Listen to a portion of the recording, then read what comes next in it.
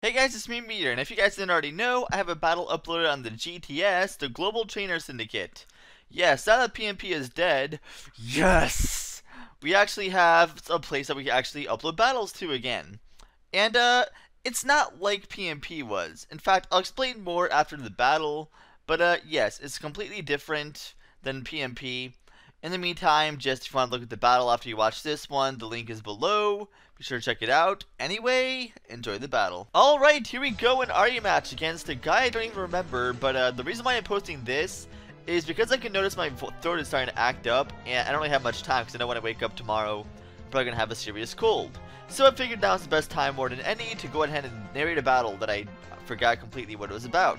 Either way, I started my lantern here on the Pharaoh's seat, expecting like a thunder wave. That's not what happened. I thought I'd just go for Ice Wind to see how much damage it would do, and it did nothing, but I actually end up freezing it, so that's very good. Well, not for him, but either way, I'm going to set in my heat speed here. I miss lead speed, I really do. And I'm just going to go ahead and go for the Sky Uppercut, because I figured he would switch, so I didn't really want to go for the Flare Blitz, because I thought he would switch for sure, but that's not what happened. Or, yeah, Flare Blitz, I think is what it is. Yeah, it could learn that move, right? Yeah, pretty sure. Well, anyway, I get the speed boost, and he is still frozen. So, yeah. I'm decided to go for a Rock Slide, because I know I won't get any recoil from the Iron Powers with Rock Slide.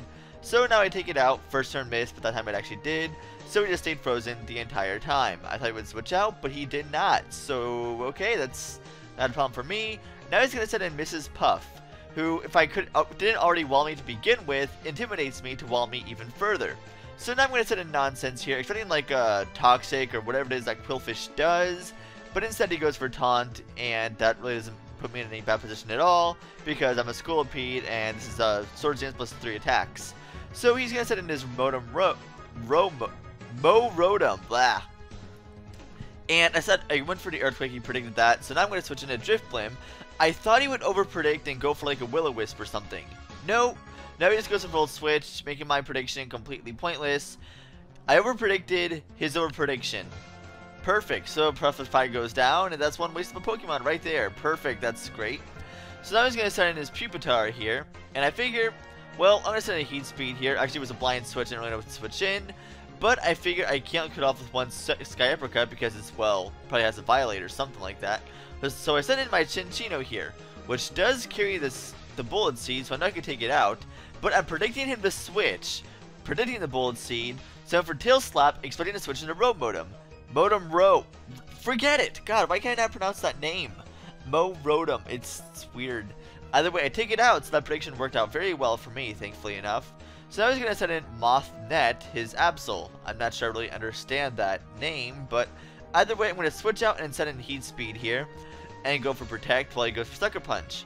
Now, I'm figuring he's going to stop going for Sucker Punch at some point, but trying to outpredict someone going for Sucker Punch is almost near impossible, because you don't know when they're going to stop using it, or when you're going to stop using it. Usually the best move for someone with Sucker Punch to do is just keep going for Sucker Punch until your opponent attacks, because eventually they'll get bored and will, just like I did. Either way, now I'm going to send in Descent 2, who I know can take anything that this Absol is going to be pulling off.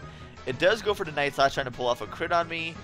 No such luck for him. I accept the Stealth Rocks, and, well, he already has enough Pokemon still alive, so I figure Stealth Rocks is still not a bad move this late in the game. More like about 3/4 of the way into it. But now I know Meteor Match could do a lot of damage because it's an Absol. Absol's defenses aren't exactly the greatest in the world, but either way, one more Night Slash will not be able to kill me, and I live with 26 HP, which means I will be able to take it out with more Meteor Mash. Problem is, I'm already slow, as they're like molasses here, and I'm at very low HP. So really, despite the fact I have Clear Body, I'm already done for no matter what's going to happen here. So I leave it in to get Waterfall in the face and die.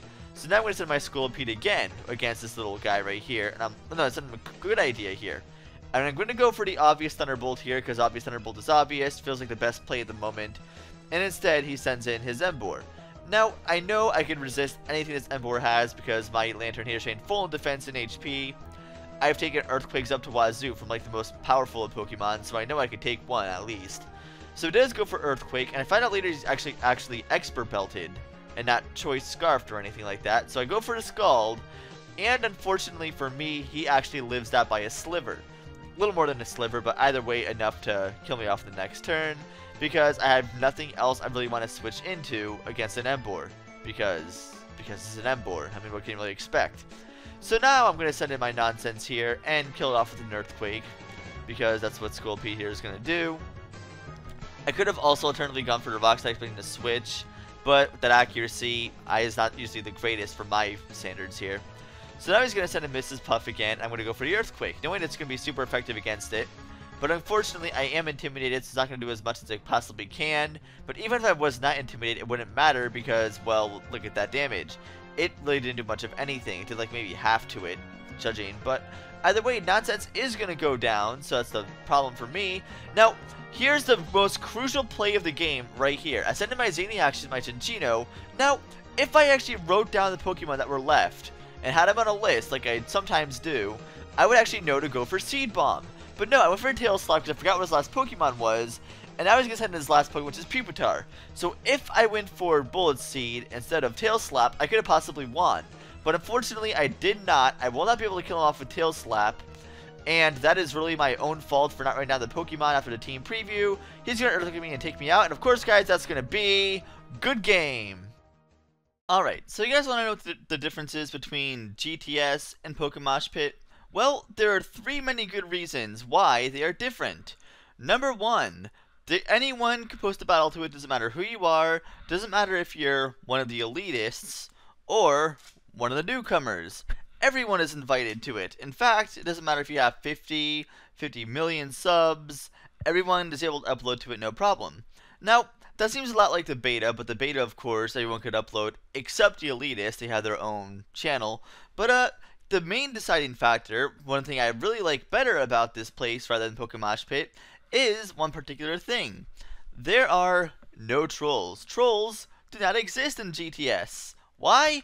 Because the comments are actually monitored and modded. That's right, trolls get blocked, trolls aren't able to post, it's constructive criticism only. So therefore, you're not going to get comments saying that you're the reason why the Pokemon community is dying, that a girl is ugly, or any other comments like that. You will only get constructive criticism and compliments. So it's a nice change of pace from Pokemosh Pit. And the main deciding factor is that Pokemosh Pit is dead. Completely dead. There's nothing left of it. It stopped updating. They're never going to update again because the owner of it lost the password, and the other owner, well, I don't know the whole shabil. Either way, it's gone. GTS is well alive and well, so feel free to check it out and subscribe to them. Wow, I never usually say subscribe, but I'm saying subscribe to them. Never say subscribe to my own channel. I won't continue. I won't actually start that either. Anyway, that should be it. Anyway, see you next time.